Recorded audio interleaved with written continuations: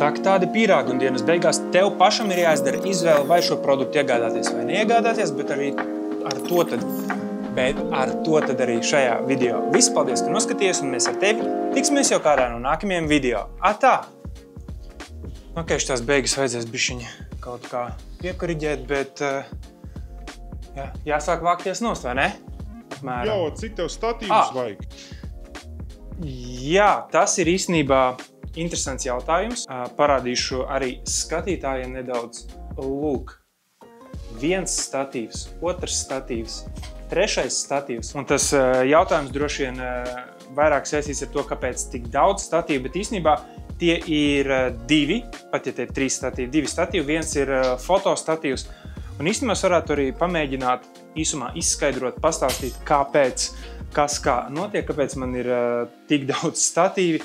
Un kāpēc īstenībā starp diviem iegādātajiem šo te smallrigu un šo te lielāko Benro starpība no vienas puses nav nekāda, bet no otras puses diezgan liela, un sākot jau ar cenām šiem statīviem, Benro maksā apmēram 150 eiro, nu pieņemsim tā rupi rēķinot, un smallrigs maksā 90 kaut kādi eiro, un esenciāli abi divi pilda vienas un tās pašas funkcijas, bet vispār konceptuāli ir diezgan starpība starp fotostatīvu, kas ir tas, ko es līdz šim biju izmantojis. Man Foto 190 ir mans konkrētais, man tā liekas no B-Free sērijas, ja nemaldos.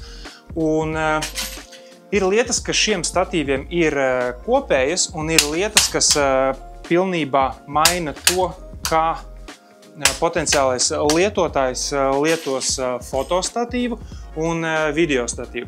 Pēc fotostatīvs pa lielam sevi tādā ļoti vienkāršotā veidā skaidrojot, ietver sevi kaut kāda veida galvu, uz kuras liekas virsū kamera.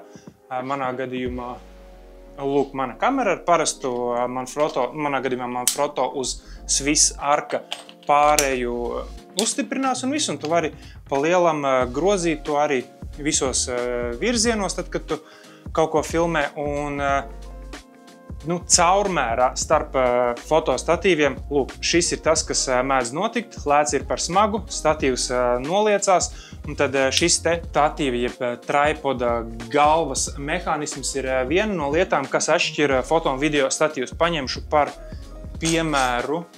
Es tagad ātrumā nevaru izdomāt, ko lai es paņemu. Droši vien, ka to pašu Benro paņems. Te, piemēram, lūk, tad, kad ir uz leju, tieši pretēji galva iet atpakaļ savā pozīcijā. Īstenībā Benro šī gadījumā ir labs un slikts piemērs vienlaicīgi, jo smallrigs manā izpratnē šo funkciju pilda krietni labāk, bet idejiski video statīviem viss koncentrējās un centrējās par un ap to, lai kamera caurmērā vienmēr būtu taisni nopozicionēta un nebūtu kaut kādu pārsteigumu, tā kā tu redzēji uz fotostatīvu, ka tā pēkšņi pati sāk slīdēt lejā. Nu šeit nekas nenotiks, un neņem vērā to, ka te ir mazāka kamera, mazāk lēcu virsū, tas pats strādās arī uz otru, bet lielākais mīnus tas, ka man tagad ir jāpārskrūvē plates, lai tev to parādītu. Bet caurmērā. Tad, jā, šīs te galvas, kas video statīviem pirmkārt pārsvarā būs uzreiz ar bļodu apakšā, lai tu vari leņķi piegrozīt, piekoriģēt kamerai, kas ne visiem fotostatīviem būs. Un arī kājas kā tādas vai veids, kā šīs te kājas saliekās,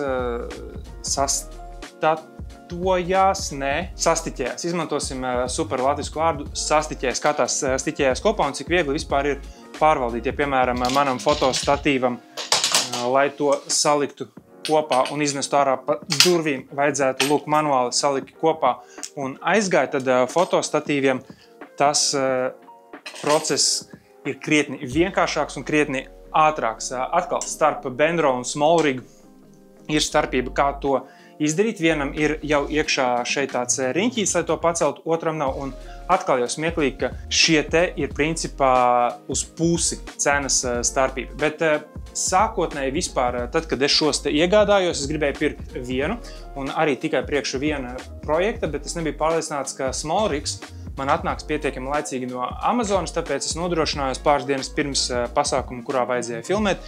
Aizbraucu uz Masterfoto un iegādājos Benro. Un Benro, protams, ir līdzīgi kā Manfrotto, ļoti zināms.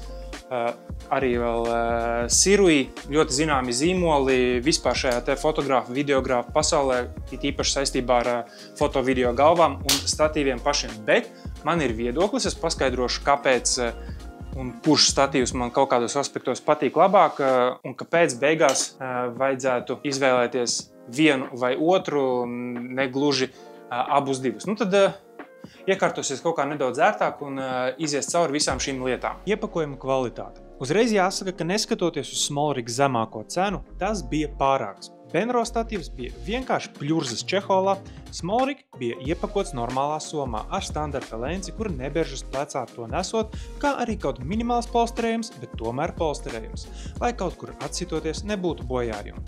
Skatoties no uzbūves kvalitātes, abi ir daudz maz līdzīgas uzbūves kvalitātes. Benro statīva kājas tomēr nedaudz vairāk ķērās pie izlaišanas un fiksēšanas rokturi šķita mazāk kvalitatīvas plasmas. Tomēr bija lielāki un ērtāk lietojami nekā Smolrigam. Lai arī abi ir budžeta gala statīvi, tomēr kvalitāte ir jāsaka ir itin laba. Kas attiecās uz svaru un izmēriem, tad abi ir standarta izmēra svara un augstuma statīvi.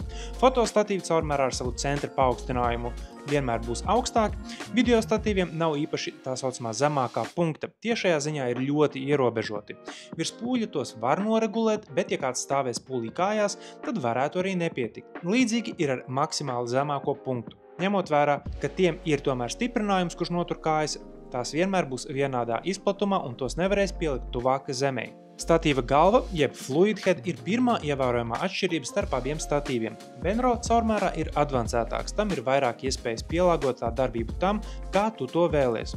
Lai arī abas galvas vismaz pagaidām kādus 2 mēnešus to lietojot strādā nevainojami, man patīk tas, ka Benro galvai regulēšanas mehānismi ir nostrādāti labāk.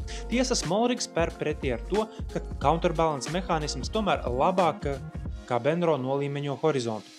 Abiem statīviem gan ir manuāli un uz čuju jāiestata pretestība, lai noturētu kameru kaut kādā leņķī. Caurmērā tomēr abiem šī pretsvara regulācija ir diezgan zemā līmenī, tā vairāk turās uz berzi, nevis atspērēm. Tas arī noved pie pielāgojamības un vadāmības, kas abiem ir īstenībā līmenī. Man tiesa ērtāk šķiet Smolrig plates atlaišanas mehānisms un pogas novietošana, kur pirksts potenciāli netraucē kameru noņemt. Pretēji Benro, kur ātrumā darbojoties, neveiklums var nospēlēt savu lomu. Kā jau minēju, Benro arī piedāvā lielāku un smalkāku iespēju pieregulēt pēnu un tiltu iespējas. Kas attiec uz pašām platēm, tad Benro man patika mazāk, primāri, jo apakšā plate nepiedāvā, kur aizķerties, kā saka, ja to skrūvē klāt. Tāpēc ieteikums ir vai nu mainīt plati, vai nesāt līdz darba rīku, ar kuru pieskrūvēt. Lai arī abas it kā šķiet standarta plates, tās nevar mainīt starp statīviem. Kopējā pārvaldīšana un vēl pāris nianses, kuras manīju, ka Smolrig piedāvā gumijas kājām arī izbīdītu metāla radzi lietošanai ārā, Benro tomēr tā brīvi stumdījās pa grīdu un nebija gumijotas tapas virsū. Kāju saliekšana kopā labāka bija Smolrigam, Smolrig vēl piedāvā papildus piestiprināšanas punktu. Benro savukārt ir ērtāk lietojama galvas bļoda, kuras rokturis ir ērtāks lietošanā kā Smolrig mazais un, būsim godīgi, budžetīgāk izpildījuma rokturis.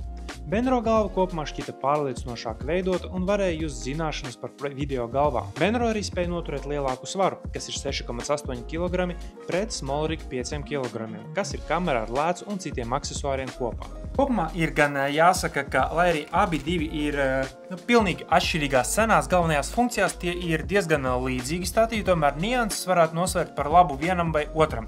Smolrig plusi noteikti ir tā cena, dažas ērtuma nianses, kamēr Benro ir, manuprāt, tehniski labāka video galva. Dienas beigās, manā prātā, varētu šeit cena nospēlēt lielāku uzsvaru. Ar to arī es domāju, ka viss šajā apskatā. Paldies, ka noskatījies šo video, un mēs ar tevi tiksimies jau kādā no nākamajiem video. Atā!